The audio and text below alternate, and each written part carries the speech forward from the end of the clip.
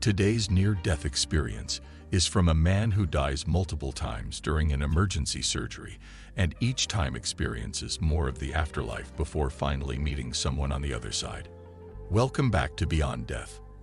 If this is your first time visiting our NDE channel, please remember to drop us a like and tap that subscribe button below. Let's get straight into this NDE. On February 8, 2011, I died 4 times during a heart attack and had a profound near-death experience. After experiencing obvious red flag signals of a heart problem, I reluctantly agreed to a cardiologist visit. I had one scheduled for 3 weeks out, but on the previous night, I blacked out after standing up from sitting on the bed. My now late wife worked for a cardiologist who had also been our neighbor, and when she told him that morning of my situation, he insisted I come in that day for testing. Being the typical hard-headed man, I certainly didn't want to go and tried not to. I had a several-day business trip planned, leaving the next day, and I didn't have time for a doctor's visit. I had things to do. His office called telling me to come in as soon as I could. I went on doing things. Then the doctor called and demanded I get in there now. Off I drove, 15 miles. Very aggravated, no time for this, I kept thinking. Making calls along the way only added to my frustrations. Inside the office, I'm first treated to an echo test. Next, onto the treadmill for a stress test. It was here when the heart attack hit. Shortly after the treadmill starts, I find myself laboring. This wasn't right. I'd done this test before and never had a problem. As the incline starts and the speed picks up, it gets harder.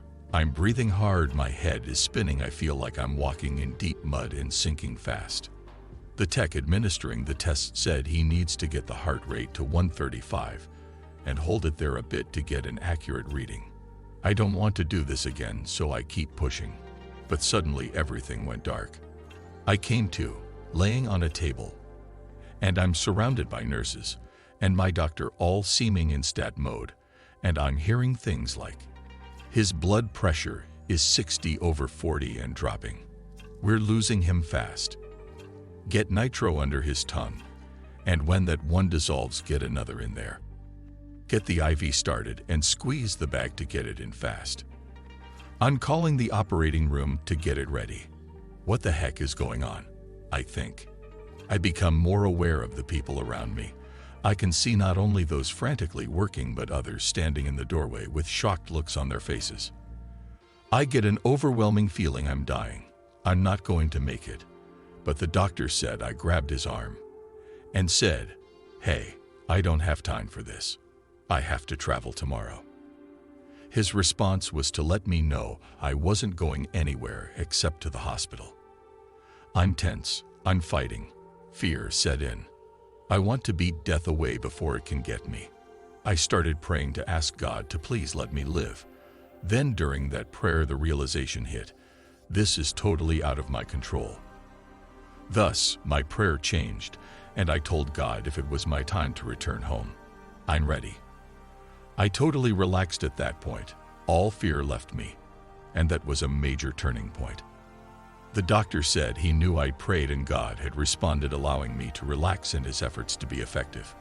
I'm loaded into a wheelchair, IV attached, and someone with fast feet pushes me across the street to the hospital.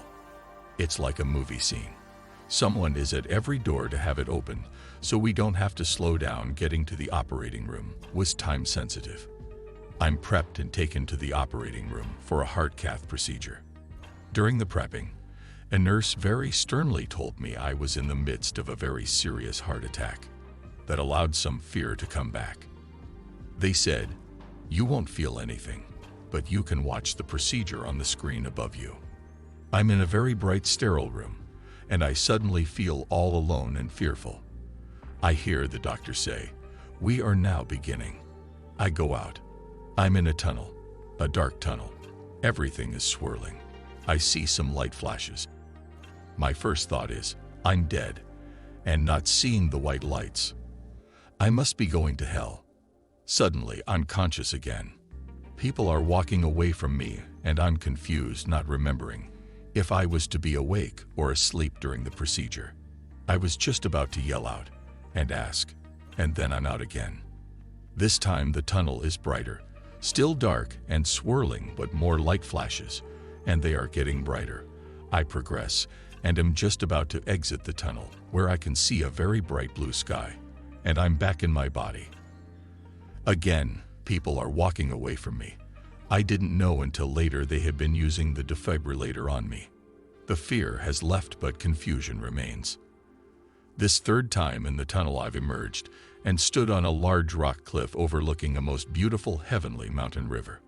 The air is so fresh and clean. The sky is a most beautiful blue, and it's fall, my favorite time of the year. All the mountains are covered in vibrant bright colors, bright reds, glowing oranges, deep greens. I've never experienced such beauty. I hear a voice say, "Fall forward and come to me." Impossible, I'm thinking. I can't fly. Then once again I'm returned to my body. The fourth time, I'm immediately back on that cliff enjoying that scene once again. I feel so comfortable, so relaxed. Nothing matters except enjoying this view. I look to the river and the water is crystal clear. I can see large fish swimming and they seem to be looking up at me. Birds fly by, look at me, and nod. I notice deer grazing along the river bottom. To my left, a road comes off the mountain and meets a steel arch bridge with wooden planks.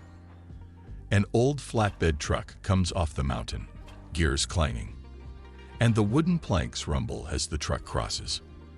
I watch that truck, following it, and my eyes are suddenly drawn to a very bright white light glowing on the riverbank. I can't take my eyes off that white light. Again, a voice commands, "Fall forward and come to me." I did, without giving a thought to any danger. Suddenly, I'm flying. I'm gliding through the air like a bird heading straight for that bright light. I see thorn bushes along the riverbank and think this will hurt, but I glide through them with ease. Then I see him, a nearly indescribable sight, a personage all dressed in pure white, long white hair, long flowing beard, and a pleasing white aura all around him. He says, "J.L.O. Jr., come sit with me." We sat upon a lovely stone wall, and he speaks first somewhat sternly with me, but with every word I feel unconditional love. He first goes through a life review pointing out mistakes I'd made, people I'd hurt, then turning to the good things I'd done. He then informed me it was not my time to remain in heaven. I had not completed my earthly task, and I had to return, but return with newfound knowledge and instruction. The conversation went on with detailed instructions. Yet I was also informed much of these instructions would be sealed in my mind, and they would be released when the time was right, and I ready to receive them. I was to keep myself informed by reading, being observant, and living life to keep the spirit close to me. I would have new interests and explore never before explored interests. To always be alert to people who came within my path, because messages would be delivered in diverse ways. Experience has proven that one certainly held true. Suddenly, I'm back in my body. I'm in a recovery room, and I'm thinking I'd had a very weird dream. While I'm trying to sort it all out, my doctor comes in and says, "I have good news and bad news. The good news is you are alive. The bad news is you died 4 times, and I didn't think we were going to get you back. Your lower coronary artery was 100% blocked. It's a miracle you lived to make the drive here." This began a replay of all that had happened in what I had thought was a dream. I knew now without a doubt I died, and as the doctor said, 4 times I died. He stated that the last time I died he didn't think I would make it, but he said it was as if someone walked up to him and said into his ear, "Keep working, we are sending him back." Life has certainly been different since then. It wasn't a smooth sailing road, as I had life challenges to face that surely would have killed me had they not gotten that artery open. God knew this, so he had to get this out of the way. I'd contemplated and nearly gone through with suicide a couple of times. God must have thought, okay, you want to be dead, so you don't have to deal with life. Then I'm going to let you experience death, and we are going to talk about a few things. Having grown up in the Appalachian Mountains of southern West Virginia and loving those beautiful views, I know God took me to that beautiful heavenly river scene so I would be comfortable and receptive to the message. I now have direction, a mission, a God job to do. It includes spreading love and helping others feel good about themselves. While many revelations have been released from my mind, there are yet many more to come. I know this without a doubt and live my life accordingly. I know not to fear death, but to celebrate it.